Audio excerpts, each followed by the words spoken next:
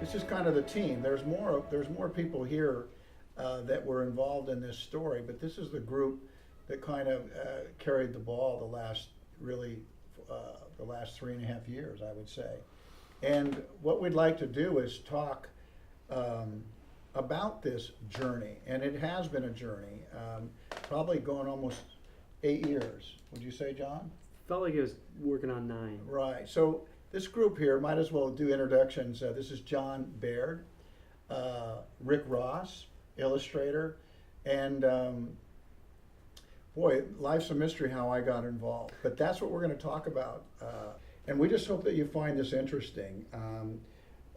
I think it's important that you know that this book came out of thought and was not about trying to anticipate the curve of anything that's current. It was simply something that came out of John. Rick and I have been able to take the ride with him. And with that, I think we're going to really start at the beginning. I think John probably is the best one to understand what the beginning was. I wasn't even involved at that point, and neither was Rick. There was a period of time before Kevin. I'm not going to do the Tree of Life version. The creation of the universe and the dinosaurs. At some point later in the history of me, I end up in Hollywood. I'd written 2 not terribly successful books. I'd taken a crack at some screenwriting stuff, which, some things were snapped up and optioned and developed, and we got a taste for what the development process was like for somebody kind of coming in from out of town. And there were some positive things that came out of that, and there was a lot of not so positive stuff. What did come out of it, one thing was I wanted to do something that I could do completely myself, be one-man gang. I wouldn't need directors and finance. I just wanted to do a piece of animation. I wanted to tell this short story. And so we did this weird little animation I was going to do it until my money ran out, and that netted me about 8 minutes of animation, and it was a 40-minute piece. So it was practically useless. There's nothing I could do. They wouldn't even run it at animation festivals, but the good thing about it was it could be anything. There were no constraints on it. It wasn't all the lessons that we had learned from people. Don't do period, don't do westerns, don't do pirate movies, don't do, make sure when you're working there's something out there in the marketplace and it's got proven demand, all these lessons we could chuck and just do what we want. I was working with my brother and my friend Keith Quinn, my roommate from college at the time. We were thinking we just need something bigger, a story that can just expand, and we could do the same thing. This will be our own private work. We can keep doing the sort of scripty stuff, but then we're going to just knit this story together. Keith Quinn's wife was in journalism, was doing some journalistic stuff, and she came back with a story about the Explorers Club in New York City. And we thought a fictionalized version of that might be an interesting hub of, innumerable stories. People will go out seeking adventure. People will go out trying to fill in the blank spaces of the map. So that was, I think that was the original thing that sort of sparked it, but we didn't know what it was. It just kind of languished for probably the better part of a year. I had to go back to work, and I was working at an ad agency, and started nights and weekends just spinning up this story. And this is where some of our characters and some of the pillars of the story emerged. But the problem was, for an obscure author, you can't, and it was always a book, but you can't work on a book. This is always going to be a very big book, and it was going to be a series of books. And you can't support yourself doing that, just the writing alone, unless you have a partner who can give you a little bit of runway to just develop these ideas and work. And we just kept seeing the mountain get bigger and bigger and bigger. And as the story expanded, we realized just how sort of what a big endeavor this would be and how impossible it would be to do by ourselves. At the same time, didn't really have a pitch. That's not really, not terribly good at that, as Kev certainly can vouch for. But we looked at a couple people around town, and almost just sort of serendipitously, this guy I worked with, Keith Quinn, had been doing some work with Robin Jonas, who was a producer for Kevin, and I think at the time the idea was that you were looking at some animated ideas, or somehow it was suggested that you might have a look at this. and it might not have seemed an intuitive thing at the time if you associate Kevin with the, sort of sports or, certain types of stuff that he's done.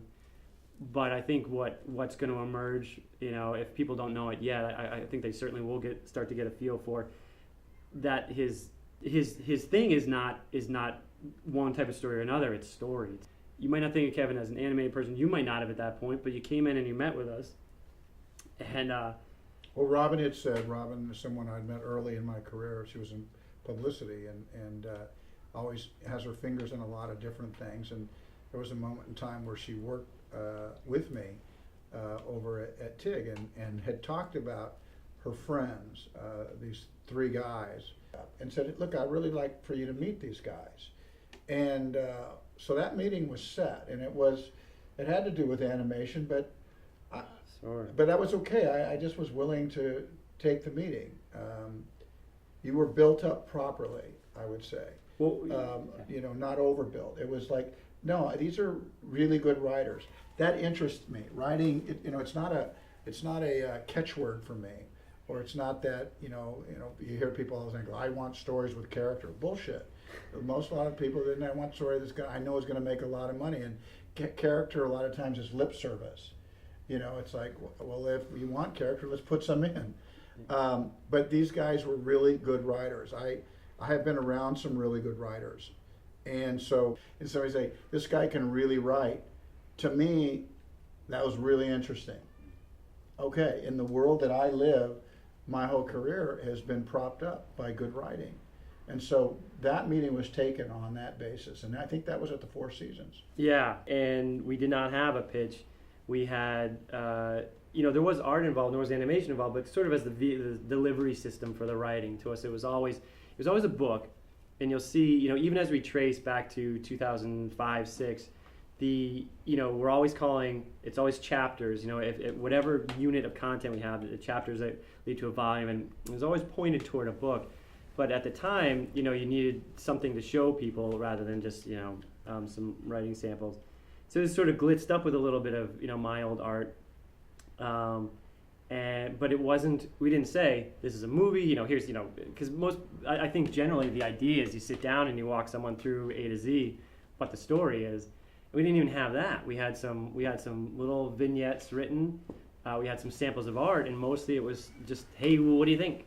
Which I think anyone else would have thrown us out. I was kind of wondering where the meeting was going. You guys were there, and I think that there's always a level of nerves that come with that, and I don't. John never gives himself clearly enough credit for how really good a speaker and how clear he is. But when he has to get started, he does bump along. He does bump, and when he's more nervous, he bumps more. Oh, come on. And when I'm trying to hear about this explorer thing and gargoyles and places on the map where people don't want to go, and I'm thinking, what is this about? Yeah. and I remember thinking they were interesting. These guys were interesting. Honestly, I remember thinking that, but I wasn't exactly sure what I was hearing. And that meeting stopped at that point. It was over. But there was something about John, there was something about what he was talking about, but I don't know, I think I just said, much later did we get together again?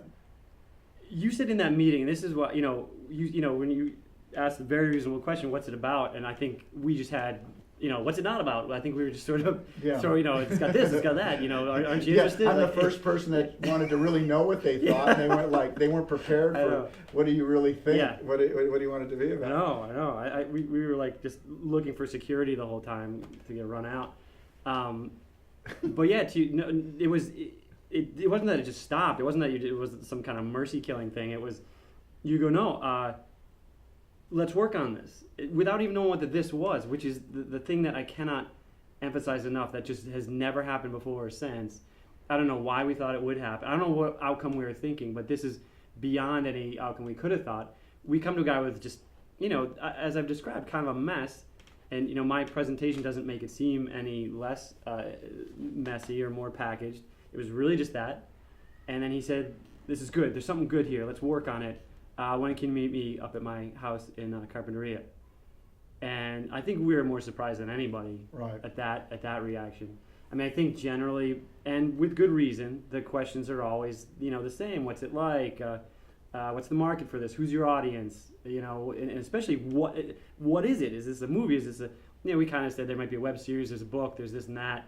But he wasn't sweating us on that stuff. It was more like teasing some kind of story out. What's the story? How does this all fit together? Where are you going with it? I was thrown off when they said, well, there could be like a web story. And I was thinking, they didn't realize that my face just went numb with that, because it's not a world that I understood completely.